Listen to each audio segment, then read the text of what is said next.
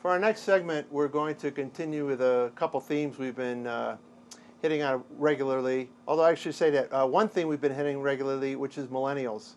We're going to continue to have our discussion about how this marvelous generation can move forward and help solve problems in this dysfunctional world. And a theme that we got to a little bit last session, but we haven't gotten to this season, rather, is civility. We have a particular lack of civility in politics, and I would suggest we have a lack of civility really throughout society. We have there's just too much tension in our society, and not enough people breaking through to achieve that civility. And again, going back to dysfunction, to figure out how to solve problems together, how to work together. We have two very special guests today. One is Eric Dawson, who is a co-founder of a terrific organization called Peace First. And Eric is not only the co-founder, he's currently the president of the organization. And with Eric, we have Chen, who is a fellow and had just won a special award that Peace First awards. And at the end of the show, we're going to visit more with and talk about the award that he's received. So Eric and welcome to the show. Great, thanks for having us. And Eric, we were talking before the show started. This is talk about millennials today. You actually started this when you were a millennial, right? That's right. I just had my 15th college reunion, and the big joke is I still have my freshman year work-study job. I love it. We started Peace First back in 1992, really as a response to the violence that was gripping not just our cities, but cities around the country. And take me back to 92, because I've gone through a lot of periods of violence. What was going on in 92 in particular? So this is when we're seeing huge spikes in youth homicide rates. So youth homicide, okay. Boston, where I was working at the time, had triple, quadruple rates of homicide than 5 years before, partly driven by the crack trade, partly driven by the disinvestment in youth programs, but they all had the same results, which were young people were dying. And as we know, that's just the tip of the iceberg, right? That's the stuff that makes news, the guns and the gangs. But violence is a much more complex issue. It's everything from racism, sexism, homophobia, all those things that, in our case, keep young people from doing the healthy development that they need to do. And the challenge with the violence prevention movement at the time was they tended to look at young people in one of two ways. Young people were either victims or potential victims that we needed to protect, so we spend lots and lots of money trying to keep kids safe, or they're perpetrators that we need to punish, right? So we lock kids up, we turn their schools into prisons with metal detectors, police officers. And our idea was, instead of looking at young people as problems to solve, what if we actually saw them as problem solvers? So our work over the past 23 years has been, how do we unleash young people's moral imaginations to solve the most complex problems we're facing right now as a country? So going back to when you were in college, this is your freshman year, literally? Literally. It starts? Yeah. And how were you? You said that you had a position at the time that was related to this. What were you doing? What was that role? So one of the powerful things about Peace First, which I also think is unusual, is we were started and run completely by young people. Okay. Right? So we were young people trying to figure out how to help younger kids develop a core set of competencies. So for us, it's teaching young people how to cooperate, how to communicate, how to resolve conflicts peacefully, but also how to put those skills into action. So it's not enough for young people to learn to be nice to each other, but how do we actually solve the complex problems our government is facing? And so for 20 years, we developed a best-in-class curriculum that starts in preschool, when kids are 3 or 4 years old. Right? You don't wait till high school. Right? You start when kids are young, when they're developing a core set of beliefs and behaviors. Students in our schools got Peace First as a class, like math, science, social studies, every week, every year, for 10 years. They'd spend the first half of the year learning those sets of skills, and then in the second half of the year, they'd have to apply those skills to a community problem. So we had a group of first graders who realized that kids who were in the waiting rooms in children's hospitals had nothing to read but magazines. So they wrote joke books that kids could read as they're waiting to see a doctor. We had a group of third graders who were being picked on by the eighth graders in their school. Their insight was these eighth graders were stressed because they were trying to figure out where to go to high school. So their solution was to create a yoga program for the eighth graders. Now, these 8-year-olds had no idea what yoga was exactly, but they thought it might calm the students down. So they did a presentation for their teachers about the benefits of yoga. They got volunteer yoga teachers to come in and teach. And so those 8th graders had yoga as their final period every day. And one of my favorite stories was a group of 8th graders whose insight was that their teachers were sexist, basically. So the teachers would ask the girls to look after the kindergartners on recess, but never the boys. And they would ask the boys to move boxes and desks, but never the girls. And if you know anything about 14-year-old girls, they are 4 times the size of 14-year-old boys. And so for these young people, it was a justice issue. Right? This was sexism to them. And so they put on this incredible presentation for their teachers about Title IX, about gender discrimination. They painted this mural on the side of the playground that showed boys and girls doing non-traditional gender activities. And these are 13-year-olds. Right? We often think about leaders as folks who are in their 40s and 50s, but what we found is we have this incredible group of leaders, this incredible resource that needs to be tapped. And we, Chen, is an example of that. You know, so we did this work in schools for 20 years, and what we realized is it's not enough to work school by school, student by student, because as we both know, there's actually a culture of violence. Right? There's a culture of violence in our country. We have a country where 160,000 kids miss school every day because they're scared to go to school, when 1 out of 4 high school students reports being bullied every single month, when kids who are finishing 6th grade have seen 100,000 acts of violence on television. This isn't one source, right? There's not one boogeyman out there. This is a collective set of responsibilities. And so our work right now is how do we build a movement of young people who are committed to being a peacemaker? How do we build a broader community of young people who have the skills and tools to go out and be a positive force for good in their community? And so 3 years ago, we created the Peace First Prize, which is really imagined as a Nobel Peace Prize for young people. And the idea is that we don't call young people to anything as a country. We don't. And then we act surprised that they don't show up, that they don't vote. Right? It's that cycle. Right? Young people don't vote, so politicians don't speak to the issues of young people, so young people don't vote. Right? And so what we want to do is actually call young people to greatness. And so the prize was just that. It was a campaign. And when I say we, it was certainly Peace First, but we did this with the Girl Scouts and 4-H and the Boys and Girls Clubs. We had the teachers' unions and the school superintendents. We had Ellen DeGeneres tweeting about this. Yoko Ono and Chelsea Clinton were 2 of our reviewers. This was a huge national effort, which reached about 110 million people. And what we found is incredible young people between the ages of 8 and 22 who had committed to compassion, so crossing those lines of difference that we've been talking about, courage, standing up for someone else, standing up for an idea, and collaborative change. So this is not about finding heroes or martyrs, but young people doing the real work of building a democracy, bringing people together, creating common cause, crossing those lines of difference. And what was most amazing, we thought we might find 100 of them. We have found thousands of young people doing courageous peacemaking work. So I'm proud to report to you that they are not unicorns, that they not only exist, but we found young people in all 50 states. And interestingly, our applicants almost exactly mirror the racial and ethnic demographic of the United States. Right? These young people are everywhere. They're in every community. And what we do is we find these young people and we invest in them. We invest in them as leaders. We help them scale the impact of their work. And we help them be movement leaders to engage other people. So we, who's with me today, is one of 15 Peace First Prize winners that we have recognized so far. We're about to choose our 3rd class of 5 winners. And what makes WE's work so exceptional, and I'll let you talk about it, is it's exactly what we want for this country. Right? People crossing lines of difference to bring people together to solve problems. I know it sounds so simple, and then we look at our state capitals and we look at Washington and say, why are we not able to come together to solve problems that we all agree are problems? And WE's work is an example of that. So I'd love for you to talk about what you've done. I want to get to WE's work, but before we get, I want to still get a little back Sure. with you. Historically, you bridged 20 years in about 4 minutes. I move quickly. And I want to spend some more time in those 20 years because WE's kind of the culmination of the 20 years. I still want to take you back to the beginning because you have this young group of people, millennials. You weren't millennials then. What was your generation? Generation X. I'm proud. Okay, Generation X. So you're looking out around Boston, right? You're seeing this violence and you're seeing kids in need of help. So how did you take that and turn it into an idea for Peace First? And how did you organize that? And what was the original vision? It's a great question, and visions sound wonderful in hindsight. Yeah. But really, we were a bunch of kids who had been inspired by a professor of children's literature at the University of Connecticut at Storrs, who had brought kids together to make games about peace.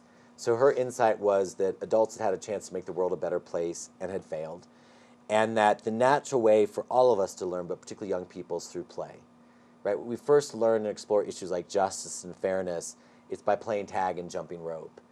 And so we created a 3-week curriculum that went into elementary schools and taught basic ideas of fairness and cooperation. Because what we thought we could do is, rather than going in and telling kids how bad they were, how bad the world was, that we could actually begin to engage them as problem solvers. And who is we at this point? Obviously, there's Eric Dawson. Who else is we? There were a dozen Harvard undergraduates who were all interested in doing this work.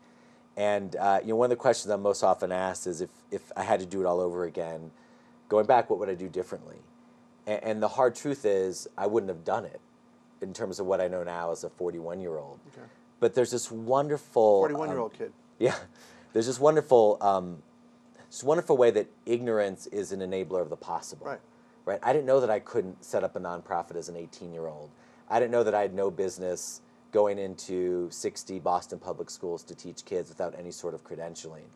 And so there's a way, because of our youth, because of our passion, and frankly because of our ability to connect with young people, this near-peer mentoring. Young people loved it, schools loved it, and we realized that 3 weeks is not enough.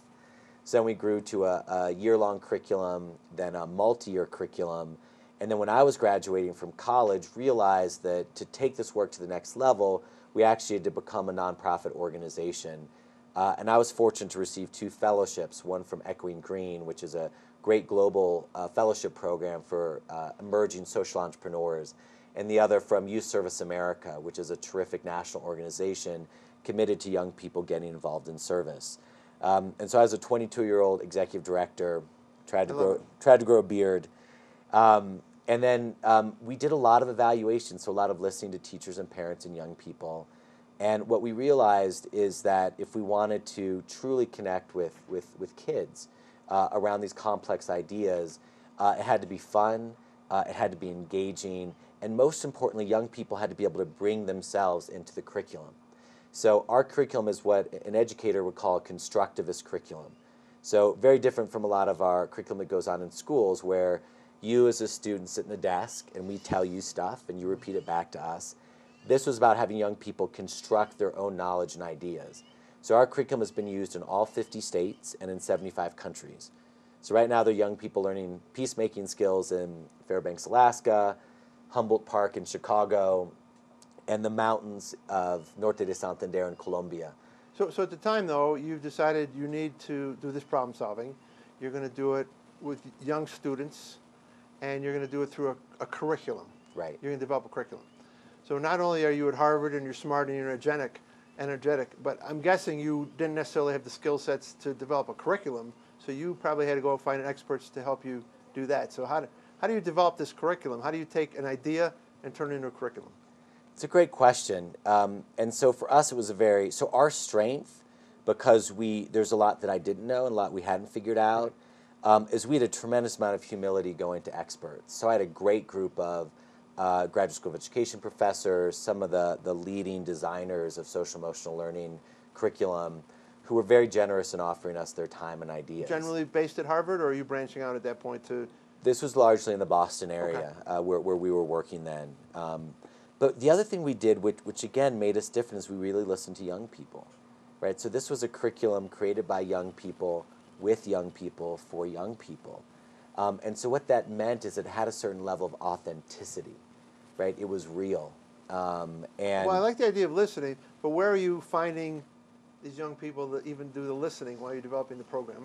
And I know I'm interrupting you, but I have this enormous picture in my head of what you're doing. And you know how all the pieces came together, but I'm trying to get to some of the pieces. So from your idea, and then we went to have a curriculum, and you said the kids developed it. You had to find the kids to develop the curriculum in the first place. You're doing all these amazing things. So this is a funny story because, and this was, and I want to be clear about this. The benefit of launching this at Harvard cannot be understated, right? So if I had been doing this as an 18-year-old just in my neighborhood, sending out letters to schools saying, "Can we come into your classroom?" nobody would have said yes. but writing a letter on Harvard Stationery saying we're a group of Harvard students who want to come be part of your kids' classrooms, talk about violence prevention. We had 3 times more classrooms sign up than we could serve. Really? In our first outing of this. And so what we did before we actually went out to many classrooms, we worked with one classroom in Haggerty, at the Haggerty School in Cambridge, that let us try out the curriculum, try out some of the ideas. And then because we were doing this 3-week and then semester-long curriculum, we evaluated it, right? So we're designing logic models around our theory of change. This is what happens when your parents are program evaluators. This is what you grow up learning. Thank you, Mom and Dad. And we developed an evaluation system to understand what students liked, what they didn't like. So basically, every classroom was a focus group, right? Every school day was an opportunity for us to learn. And we were able to iterate on our curriculum in real time. And so the curriculum that we used in the first month was different from the second month, different from the second year, different from the third year. We were really able to bring the intelligence and wealth of wisdom that young people have that doesn't get valued into the design process. And I guess I'm asking a lot of questions about curriculum because I've actually taught school a lot, and I know curriculum is so difficult. And I guess my last curriculum question, is this a standalone topic that gets taught as a standalone topic, or do you bridge that? So in other words, is piece first element within the English class, and then within the science class, and then you meld that together? How does that work in that respect? There are 2 significant things that we did in bringing our curriculum out into the world. The first is we made it fun, right? So young people, and this is across 20 years of doing work, love their piece first experiences, right? So it's something positive they connect to. And what's great about it is some of the kids who are most successful in doing the work are the kids who don't feel successful in other parts of their learning. So it's a place that brings special education and regular education students together. It's a place that brings students who aren't necessarily doing well academically, that they can really thrive in some of the kinesthetic learning that we do. And then the second thing we did is we built our curriculum on the academic framework of schools. So our curriculum directly connects to literacy, social studies, critical thinking, some math and science. And so it is actually integrated into the school day because it connects to those subjects rather than feeling like that add-on that we don't really do because we don't have time. And now what we've done with our curriculum that has been really interesting. So we'd run programs ourselves. So we had 70 full-time folks around the country running programs in schools, which isn't scalable. So we were serving maybe 10, 20,000 kids with a waiting list of 248,000 schools around the globe. Wow. Now, I don't have an MBA, but I think that's called a supply problem, not a demand problem. Right. And so what we did is we did a series of pilots where we gave folks our curriculum with some light training to see how they did on their own. And those schools, in some cases, did as well, in some cases better than the schools we were running ourselves, which is sort of everyone's dream, to be able to have the great impacts we were having, reductions of violence between 1,600%, dramatic increases in the pro-social efficacy of young people, and to be able to get it out there in a way that was much more fluent and much more accessible. So we took all of our curriculum and we've put it online in a searchable database, so we call eloquently our digital activity center. Right. So basically any educator, parent, Sunday school teacher, grandparent can go online, type in 4th grade, cooperation, games, and lessons would pop out that they could turn around and use. So right now our curriculum is being used by a charter school in Cleveland, a school district in Maine, a girls' empowerment program in Mexico City. They're street kids. It sounds like you're international at this point, exactly. all over the world. Yeah. So one of the things we talked about before the show, I always have these great conversations before the shows, is the fact that your vision and your time set in 1990s is not the same world we're in today. Yeah. So what changes have you seen, and as you've grown, what do you see as the problems you're trying to address in today's world? It's a great question, and the demographics on this are particularly fascinating. So I'm a Gen Xer. We have the millennials who are now coming into their own as employees, as leaders, as purchasing power, consumers. This next generation up, young people born after 1994, what they call Generation Z, are particularly fascinating and it's heartening. So 3 qualities that they have. One is these are young people who want unmediated experiences. They don't want to sit in a classroom learning something. They want to be on the Khan Academy website. They want to be making, they want to be creating.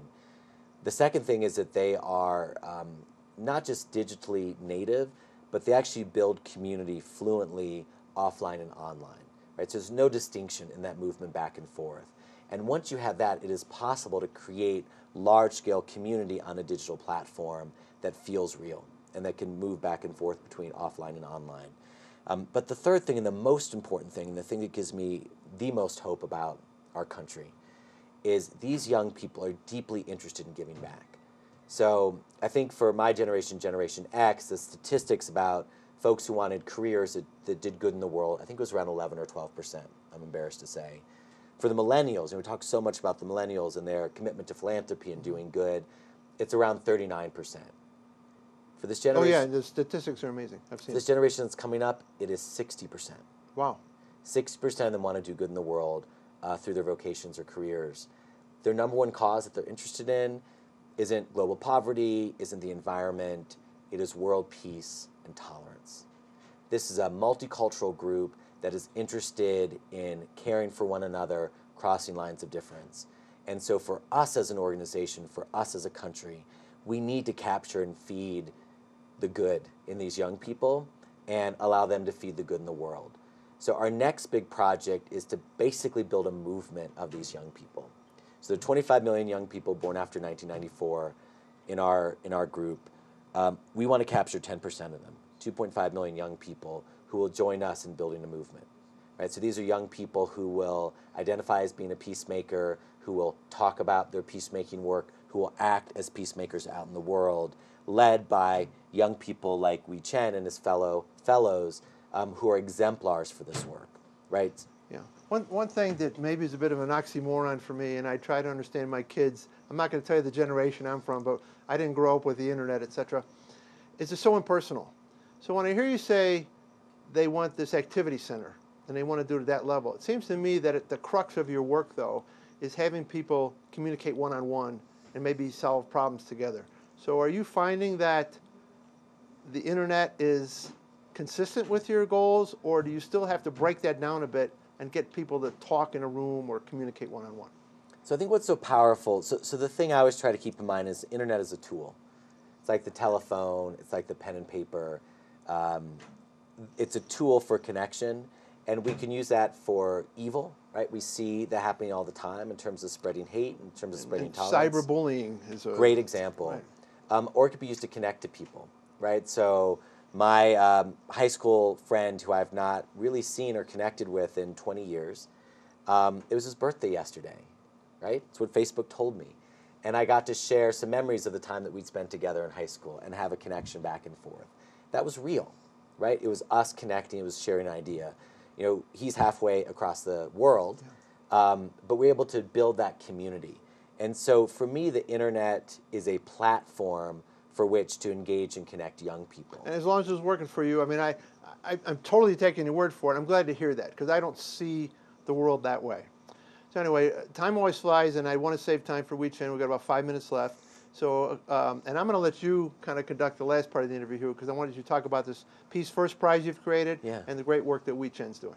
Sure. And I'll bring you into this conversation, the context for this is it was significantly more difficult to win a Peace First Prize than to get into any university in the world. Right? This was an incredibly competitive process. And we young people who've done exceptional work that we wanted to recognize. And for me, what made your work so powerful was the compassion and justice seeking that you did. So I'll let you tell the story about what you did and what motivated you. And again, just to interrupt, we's part of the second class for the award. So right? we was in our inaugural class from 2013. Always part of the inaugural class, okay. Yeah, and we are about to choose our third class, which we'll announce in the fall. So please, first of all, I guess, how did you learn about the prize, and then what got you excited about competing for it? So the prize is really interesting because I'm learning about the mission of a prize is really matched with my principle working in the community and working with the young people. So the story I had to bring back to when I was high school and when I just came to this country at 16 age. So I was a victim of school violence, and then as soon as I found out I wasn't the only victim. Wait, victims of school violence here in the United States or In the or United China? States, Okay. when I came to you this came here, country. you were a victim of school violence. Yes. Okay. So I find out that as soon as I find out I wasn't the only victims, there were many Asian immigrant students got bullied and also got beat up, and it became part of our daily life. And there wasn't anyone that we can go into and to have a real strategy to change the school system. So December 3rd, 2009, more than 26 Asian students were beat up in the one day. Really? This is in Philadelphia? That was in Philadelphia. So 13 of them sent to hospital for medical treatments. So second day of a school action was trying to delay everything happening in the school. So they did not play the role to responsible of school violence, and they did not trying to think about to change the school safety issue. All they do was trying to save their position in the school and the name of a school. So finally, we call that covering your butt. Yeah. So finally, the student and we organized together, trying to we launched a boycott. So we're not going to school, and we meet the place outside of the school and to share the story with each other, because we haven't get a chance to know about each other, and we haven't get a chance to hear about each other's story. And then we found out that was really big issue in the school. And there were a culture in the South High School that were, it's okay to bully each other. And that is normal in the school. And then finally that we have an 8-day successful boycott. And we launched a press conference, march, rally. Also, we have, during the rally, we reach out to the community, different kind of community in the Philadelphia. So when the people see the issue in the South High School incident on December 3rd, people will say, this is a problem between Asian and Black American, right? But that was wrong. That was about who let this happen in the school system. So during the rally, there was many of African American community and African American youth came out to support our rally, and they was pointing out that the school failed to protect all the students in the school. So after a 8-day successful boycott, so we also filed a civil rights lawsuit with the Department of Justice, which we win the lawsuit. So in that moment, that we feel more stronger as a young people, as an immigrant youth in this country, that we feel, wow, we also our story. We have a right and we have a power to make a change of a school system. And that is not just stopping there. So after that, I continued working with a student. After I graduated, I continued working with a student in South High School and a student in the Philadelphia community. And that brings me to a level to think about what is a problem in the school, whole school system in Philadelphia. It's not an individual case in South Philadelphia. It's pervasive. It's a big issue in the whole school system now. There were a gap of a culture that some of the adults did not play the right position in the school system.